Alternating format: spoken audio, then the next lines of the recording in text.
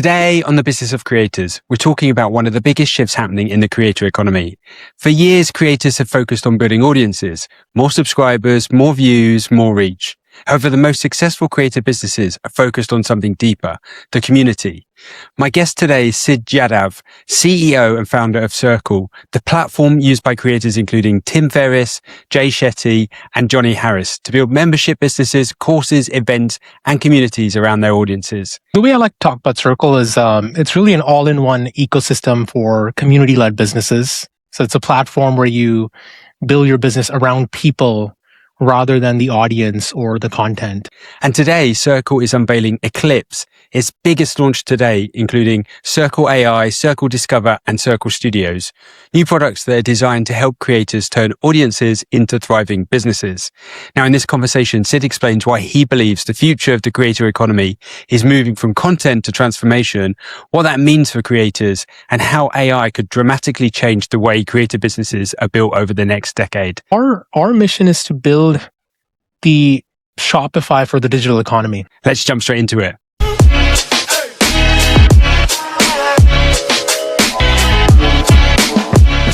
So Sid, when you explain Circle to a creator for the first time, what's the simplest way that you describe it?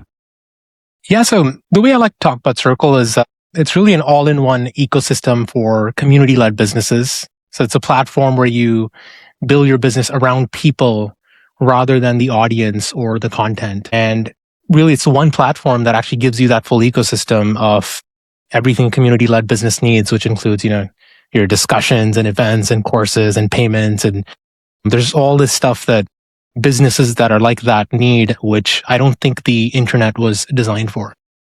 Excellent. Well, I'm really excited to get into it. Now, when you talk about community, what's the difference between community and audience in your mind? Yeah, that's a great question. So the way I look at it, it's really about kind of consumption versus participation.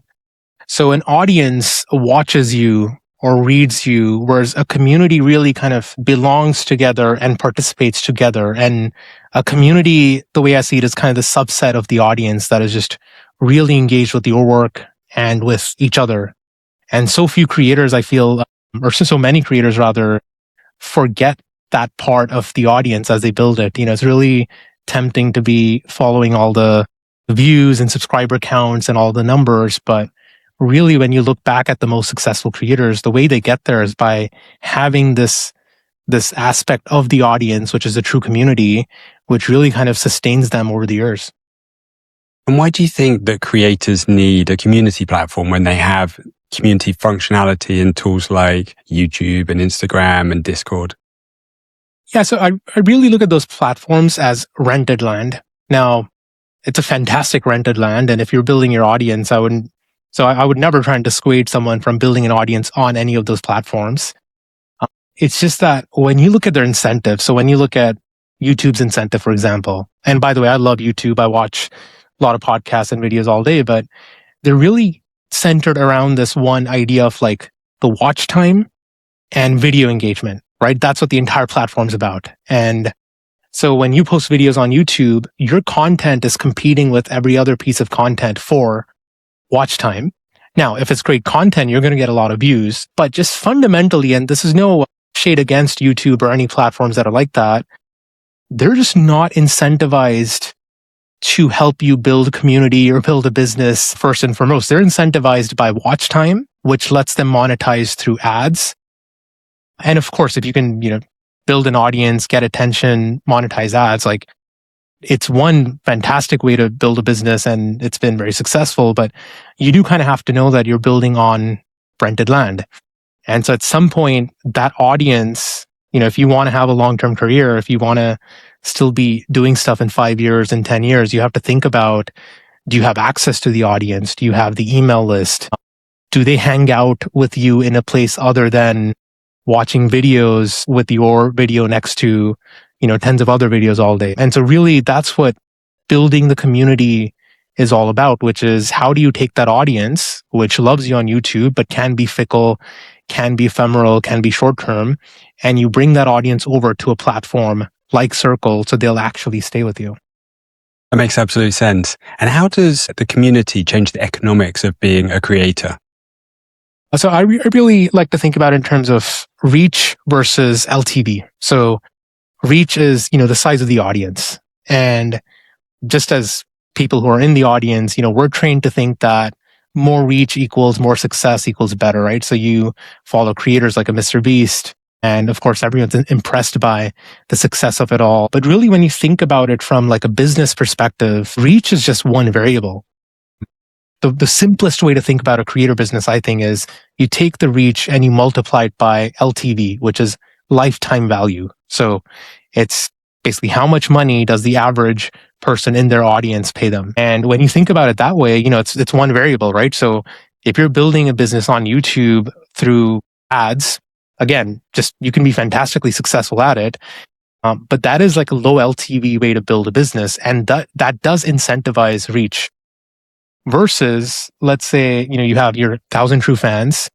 You're not trying to get big or trying to become a Mr. Beast, but let's say those 1,000 true fans will turn up to your events, will join your membership, will buy your cohort-based course, and they might spend thousands of dollars, maybe even tens of thousands of dollars doing that over their course of life. Well, that's equally, if not a better way to build a very thriving, sustainable business. And in order to kind of give them that LTV or to let's say warrant that LTV, well, you need to give them this value. And that value can just be, watch more of my videos on this other platform. That value has to be given, we think, through a transformation, which is really, you watch a bunch of videos, but at the end of the day, are you actually working out? Are you actually building that business you want to build? Are you actually changing your life? And if you can help them do that, ideally in a community platform like Circle, we just think you can maximize that LTV and then you don't need that large audience. That's great. That makes absolute sense. And can you give us some examples of creators that work with you on the platform? Yeah. So I'm just going to name drop for a second. So we do have some of the biggest, most successful creators. So thinking about creators like a Tim Ferriss, a Jay Shetty, a Johnny Harris. We have all the Harrises, actually. We have Sam Harris and Dan Harris as well. So Sam Harris, we onboarded a couple of weeks ago. But really, Circle is for everyone. So those are just some of the hotshot names. But, I'll tell you a couple of my favorite examples of maybe the lesser known names who I think have built incredible businesses. So there's this couple, Dr. Dean and Aisha. They're kind of neuroscientists. So they were doctors in their past life. And they're just really passionate about brain health as doctors. And they had this realization at some point that, being a doctor is all great, but it's this kind of, it's almost like on the other side, it's like a low reach thing to do, right? You're seeing one patient at a time. And so they had all of these thoughts and ideas about how they would go about improving brain health in society, in the people that they would serve. And they built this business called NeuroWorld, all on Circle. And so the idea here is, if you care about brain health, you get to learn from and participate with two of the top people in their profession, to absolute, star neuroscientists, and they will teach you about brain health. They will help you improve your brain health. So I think they do things like weekly cooking classes for improving your brain health. They do, office hours and Q&As and all sorts of networking events and, brain challenges and things like that. And I just love that example because it's two people from a very different walk of life, in the medicine profession, who've taken that many levels beyond what they could do in the IRL context. And they built a real thriving business around it. And now they're just having way greater impact. I don't know if exactly they're making more money as doctors, because I know doctors already make a lot of money, but I know they're very happy with their current business and what they've been able to do on Circle. That's a great roster of names and a great example there. Looking across the thousands of communities, what's the strongest predictor of success? I think it's really about one core thing. When we dig into the data, we find that the communities that don't succeed just rely on the audience to show up and get engaged, or they rely on, premium content and they expect that people will show up and they'll monetize that. Whereas really the communities that succeed offer what we call a transformation. So a transformation is an outcome. So if you can answer this question, if you can think through, when I join this community, who do I become? Right? The best communities have an answer for that. And they get very specific and nuanced about what that answer is. And we find that as community builders, it's quite often that you kind of overlook that part of why would someone want to, download your app or download the Circle app and check in maybe multiple times a week and ask questions and attend discussions and all of that. Now, one answer could just be it's fun, and that's what a lot of other social platforms do. But the most successful ones in our context, especially because we're talking about community-led businesses, we're not just talking about, group chats on the side. The best ones actually offer that outcome or that transformation. And, the better defined it is, the more repeated it is, the better case studies that you have over time. You can then leverage those case studies to attract the next cohort of people. Really, that flywheel is what community-led businesses are all about. Very interesting. Yeah, no, that makes sense. And I know you've got some products coming out now, some launches. I'd love to learn more about those. Yeah, so we just did a big launch called Circle Eclipse. It's by far the biggest launch we've ever done, or that I frankly have seen in the creator economy. And I've been building startups here for the past 12 years. It took a lot of work. So, for context, Circle is a team of about 260 people. We've had about 80 of those people working on Eclipse solely for the past 4 or 5 months in a very dedicated manner. So it's a really big deal for us. So really where the thought of Eclipse comes from is, you have this shift that we observe happening from content to community, content to transformation.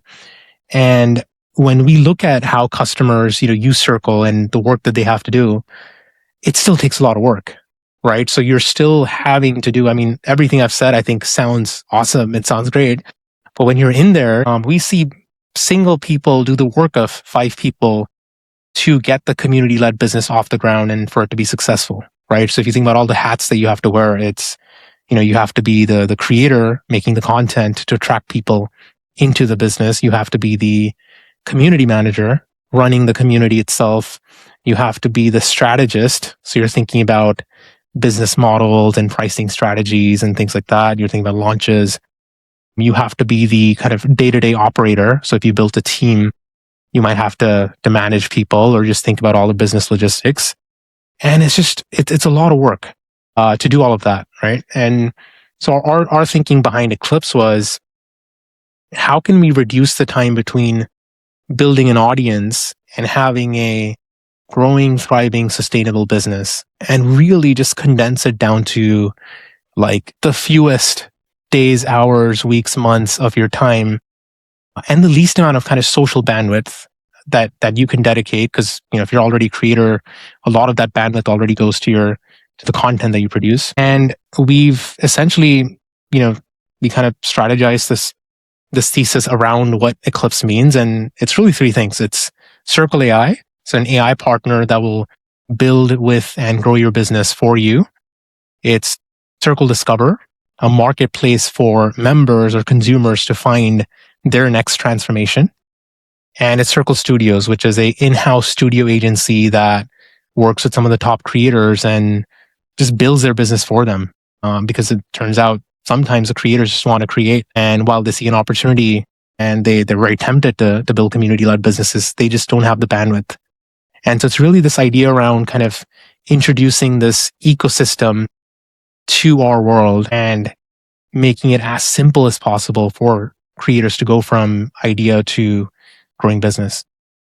It sounds really impressive. I'd love to get into each of those. So Circle AI, is it a case of typing in a prompt and we're getting something out? What does that look like?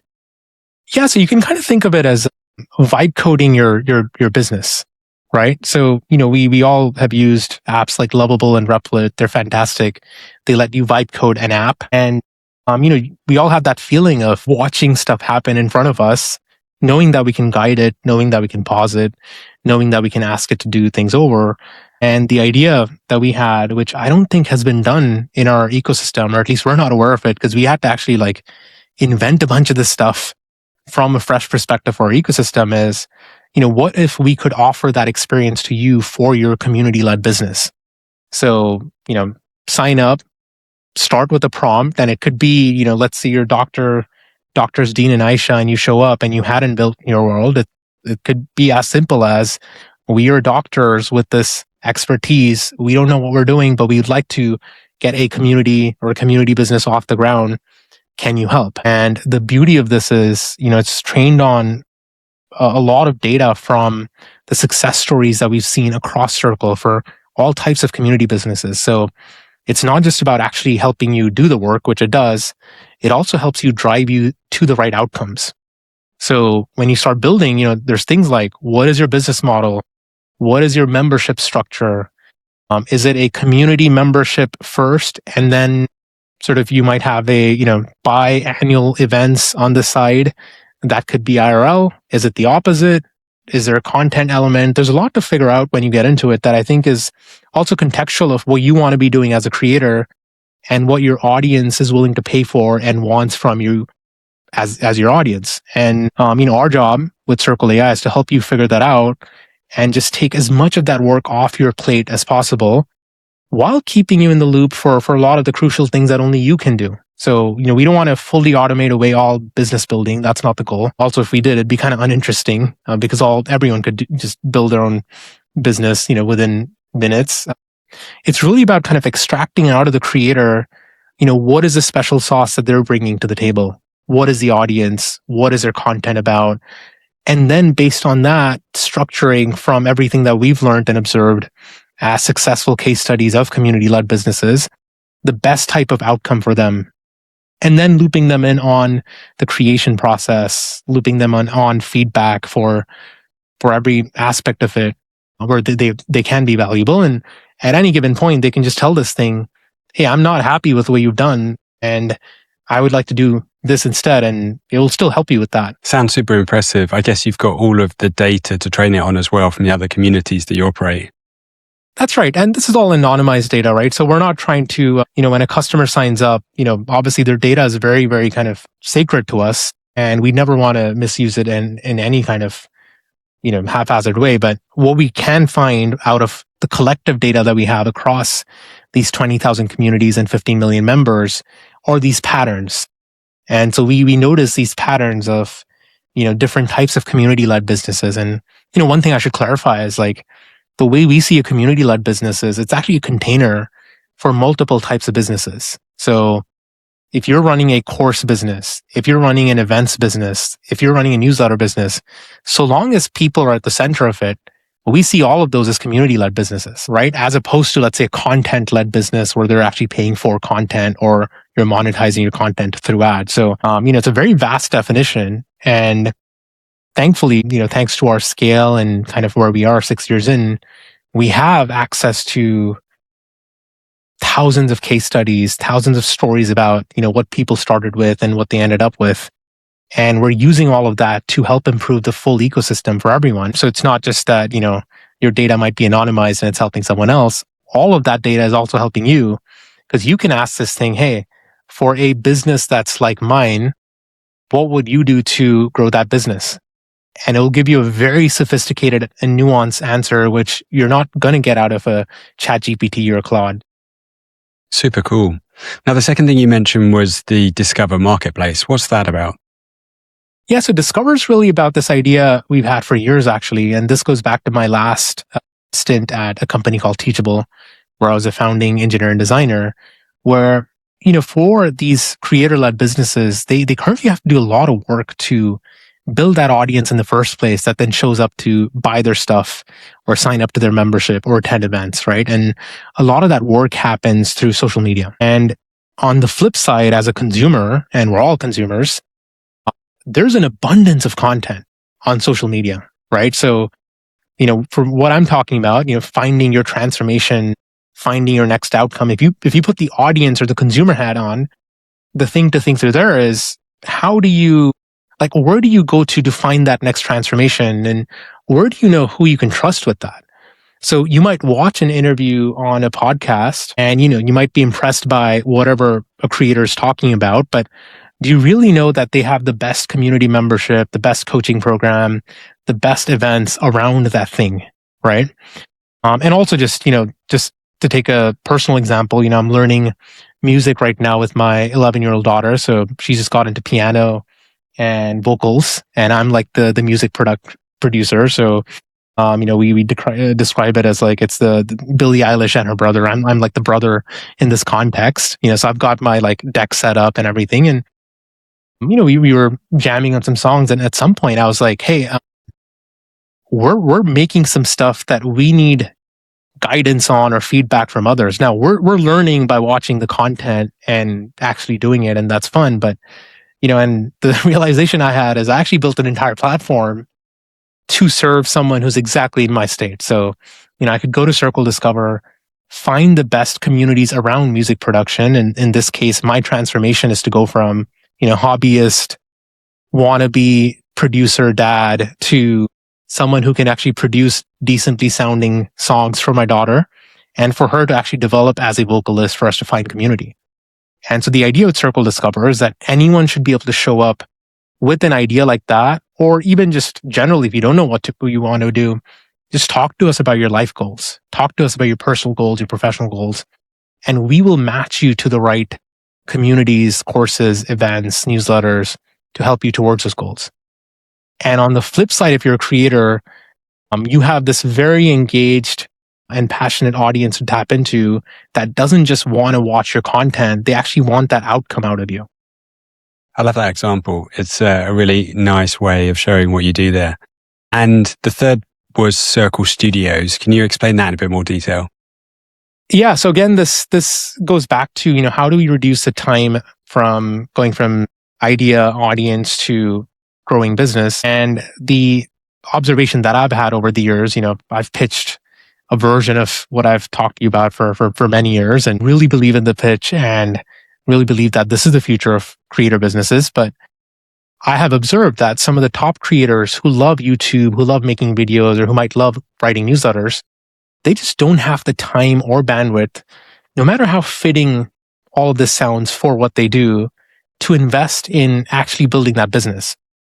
And sometimes it pains me when I'm talking to a bunch of these guys, because, they built this amazing audience, and me as like a business product person, I see that opportunity for them to take that audience, turn into community, sell memberships, events, courses, products, increase their LTV, and as a result, get off the content hamster wheel, and then have this business entity that kind of lives beyond their content. So I see all of that, but for whatever reason, and I think could be very kind of puristic reasons around, maybe they just want to make videos. Maybe they just love making videos or writing newsletters.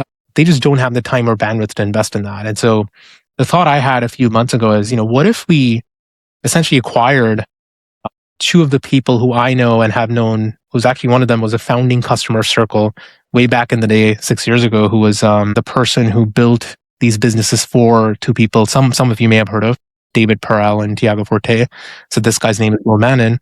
What if we acquired them and actually had them partnering up with creators from our entity, Circle Studios, and building these businesses for the creators entirely? So the creator just gets to create content, host and attend events, whatever they like to do on that side. And we'll just take whatever they show up with and we'll do all of the work. So, we will build that, very intense, live, transformational, cohort-based course, or a membership that fits their model, or an events engine that's able to tap the potential of that audience. And Will and Dan, the founding partners, actually two of the best people that I've known in this industry who can do that and who've done that repeatedly. And our thought is to offer that to some of the top creators. Sounds like a very white glove service. What's the business model behind it? Yeah, it is very white glove. And, there's a reason we built a product that serves 20,000 communities, which is, we can't scale by doing what I just said. So this is going to be a little bespoke. It's always going to be that kind of more agency studio-esque model. But the business model essentially is a rev share. And the idea is, we'll essentially become your business partners. We'll help you monetize your audience by helping you build your community-led business. And we'll take a cut. And, that cut can be negotiated, and a lot could depend on, how much value do you want to add. So if you want to be really in there participating, and if you actually want to build parts of the community, we're all for that as well. But this way, we're just highly incentivized to grow together. And so what you can sleep well knowing is we're not getting paid unless we're building this 6-figure, 7-figure business for you. And you can be involved to the extent that you want to be involved. It's fantastic to see you developing the service and the platform like this. Really great to hear about that. Before we go, I've just got a couple of questions looking forward into the future. So fast forward 5 years. What do you think the creator economy looks like? And do you think every major creator will have a community or a membership platform? Yeah. So, obviously one aspect of it I've talked about, which is this shift from audience to community. And I really do feel like the incentives of the internet and social media are aligned that whether or not creators believe in this vision or not, they'll have to tap into some aspect of this vision. And that could mean, running events. That could mean memberships, courses, communities. There's just all aspects of what's possible here. But I do think the incentives are aligned with creators needing to tap into that next level of monetization and value and depth. And from the consumer side, I also think there's a, overwhelm and abundance of content that we do have to grapple with, right? Which is, how many times are you going to listen to the same, like fitness expert talk about how to hack certain aspect of your fitness life? Like at some point, you're going to be like, hey, I actually want to do something about this. What do I join? And who do where do I belong? And I want to actually shell out a few thousands of dollars to undergo that change. And really, as consumers, I think there's going to be this moment, or rather like series of moments where all of us kind of address that feeling of abundance and overwhelm and social media addiction and, doom scrolling with that action. Now, it might not be, the entire consumer base, but I suspect it might be like at least half of the consumer base that kind of wakes up to and wants to do more. And I think it's really important that the creator economy tap into that potential and opportunity. And frankly, I just think it's just way better for the world to serve than to be serving just more and more content. And again, nothing against content and everything I've said. I do want to clarify that content's actually a big part of how you build these community-led businesses. So you do have to build that audience. But ultimately, I think it's more gratifying for you as a creator to make that impact, to empower these transformations. It's more fulfilling for the audience to take that journey with you, outside of just watching your videos or commenting in your comment section or joining your Discord. And so my view of the creator economy, and I guess, it's why I've started this company that we intend to build and run for many, many years and scale. It's to serve that need and to kind of tilt the world in that direction. Very wise words there. As someone who works with creators every day, I really subscribe to that mission. And I think that a community is also a moat in a world of abundance, but also AI content, and creators having that community will really reinforce their position. So one final question. What does Circle look like in 5 years from now? Yeah. So, our mission is to build the Shopify for the digital economy. And, it's I sound crazy when I say that, but it really is that simple, right? And so, which is why I look at Shopify I look at Circle much like Toby, the founder of Shopify, looks at Shopify, which is, this is my baby for the next few decades to empower that mission and purpose. And what's interesting there is, when I say digital economy, obviously that includes community, but also content. But I really do see the shift from content to community-led businesses. So for me, like that digital economy is and are the community-led businesses that we're talking about. And so over the next few years, we want to make it as simple and easy as possible for creators to show up. And even if you're not a creator, eventually it's anyone with an idea, a passion to build an audience, to build a community-led business can show up. We extract out of you whatever you have to bring to the table, and we help you realize that vision and that dream. And so, when I imagine the product, our last 6 years were spent around kind of expanding the stack, right? So we started with community discussions. We added chat, we added events, website builder, email list, live streaming, live events, branded apps, workflows. We just kept going and going. But really, I think the next 5 years are about kind of making that stack as easy as possible to use and to scale with. I think AI is a big part of that answer. And then also, I think things like Discover are a big part of that answer, because something like Discover can actually help you then find your audience instead of relying on social media. There's a great mission and a great vision to have there. Sid, it's been great to speak with you today. Congrats on all the success of the platform so far, hearing about the latest releases, and looking forward to following the journey moving forward. Thank you so much. Thanks for having me on. Thanks for listening to The Business of Creators. I've got some big guests coming, so be sure to subscribe so you never miss an episode. Now, if this is your first time listening, I'm Ian Shepherd, co-founder and co-CEO of Electrify Video Partners. We invest in large, established creator businesses to accelerate their growth. For creators, that means three things. First, the chance to take money off the table today. Second, the expertise and a team to scale your business faster. And third, a creative transition plan, enabling you to step back or exit the business altogether.